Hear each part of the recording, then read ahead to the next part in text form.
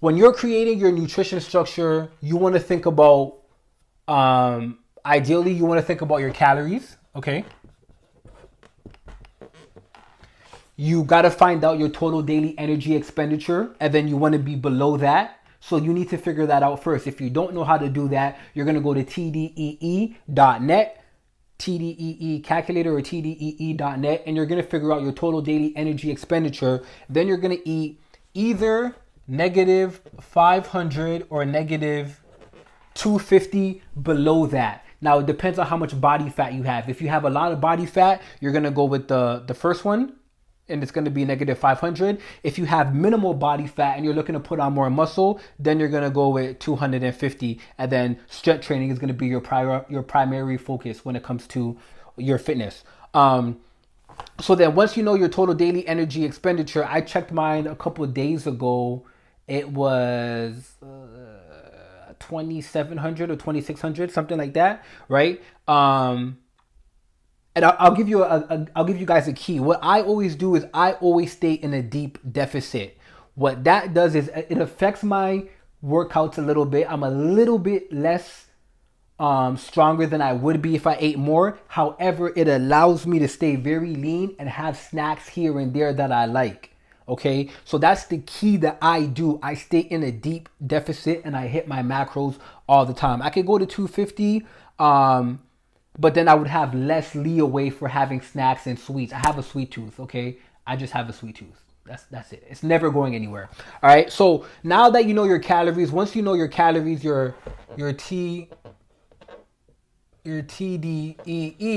once you know what that number is, let's say, so for me, I said the other day it was like 2,700, right? You're gonna have below 500 of this. So 27 minus 500, then you're gonna be, your calorie deficit is gonna be at 2,200. You don't want to pass. You cannot afford to pass 2,200 if you're looking to lose weight and bring your body fat percentage down. Okay, so that's a 500 calorie deficit a day times 7, 3,500. That's 1 pound at the end of the week.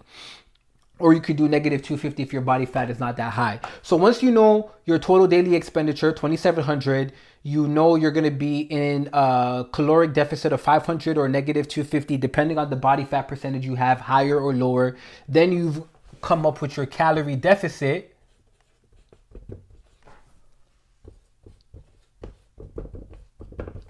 Which is now 2,200. Okay, so now from Sunday to Sunday, you don't want to eat past 2,200 if you're looking to lose weight.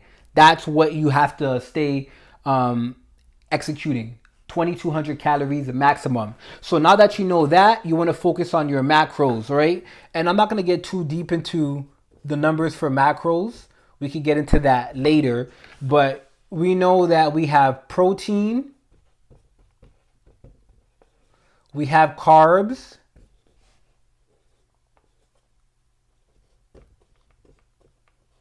and we have fats. Excuse my writing, it's not the best, but you get the point. All right, so now we want to think about remember, we're focusing on our nutrition structure. So for protein, you want to think about the protein. Remember, you need to have a high protein intake, especially for body recomp. Essential that you have a high protein intake. If you don't have a high protein intake, you're not going to be able to simultaneously burn fat and build muscle at the same time. Give me a second. Okay, so what you want to do is you want to go in here and you want to start putting the proteins that you like or you could have, right? I like eggs. Egg whites is crucial because it's very minimal in fat and just high lean protein. Egg whites, okay. Chicken, okay. Turkey, etc. Again, excuse the writing. It's very hard to write this way. And I'm going to get a bigger board eventually. So you put the foods here that you like for protein and you don't mind having consistently. Put your favorite protein, your favorite meals. You're going to do the same for carbs. Now, you're not just doing any type of proteins or any type of carbs or any type of fats. You're doing the most optimal to give you the results that you want to achieve. So for protein, protein's the building block of muscle. You want to have proteins that are lean and don't have as much fat in them, right? So it depends on your goal. If you're looking to put on some weight, you would do ground beef as opposed to ground turkey, because ground turkey is more lean. There's less fat in it. All right. Chicken breast, less fat. Or tuna, that's something as well. You know what I'm saying? Tuna with the tuna in the water. But if you're looking to put on weight, you could do tuna in that has a little bit of the oil in it. You know what I'm saying? So when it comes to carbs now, you want to do complex carbs, right?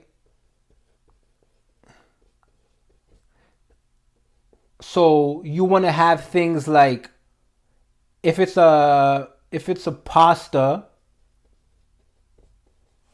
whole wheat.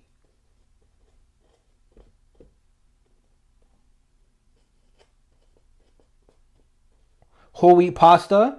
If we're gonna do rice, we're gonna do a brown rice. Oh, my writing is horrendous.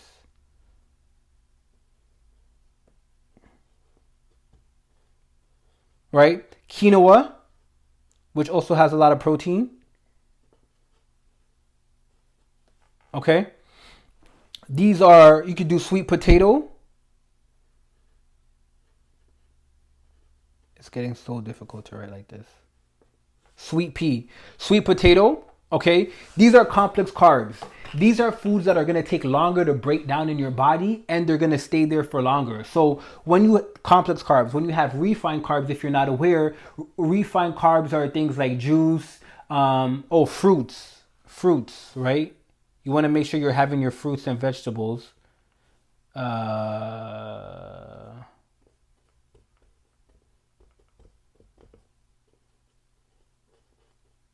Very essential, right?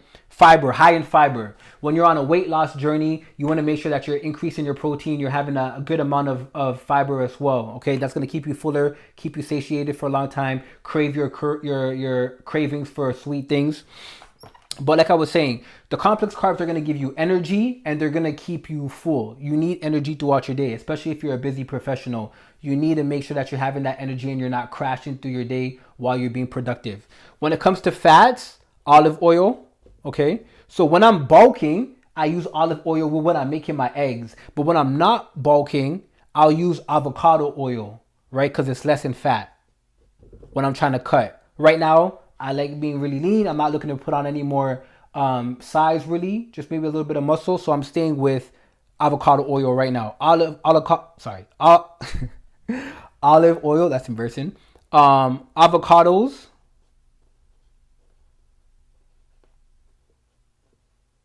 It's getting so hard to write in this stage. Okay. Fatty fish.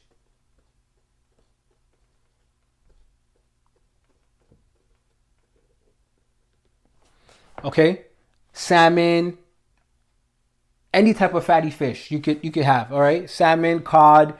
I don't even know other fishes, but I do like salmon. And there was a fish that I had the other day, and I thought it was really good. Okay, so when you're thinking about your nutrition structure, you're gonna break down your macros. You're gonna look for the foods that you like the most. Then you're gonna say, okay, these are the foods I want to have on a consistent basis. After you've had it for a while, if you want to swap it out, you could swap it out. Really, I stay with what works for me, and I make that again. Nutrition structure is so that we can be consistent. Consistency.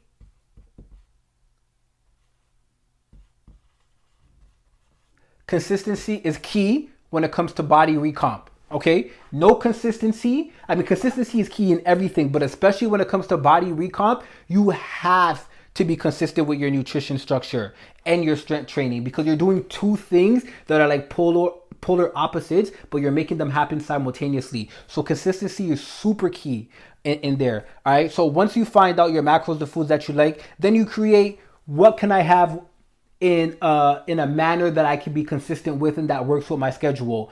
I meal prep. Okay. Meal prep is key. In my program, I give my clients meal plans with meal prep so that they can cook once in the week and not have to cook every single day, which gains them back more time for work in the week, whatever it may be that they want to spend that extra time doing. Okay.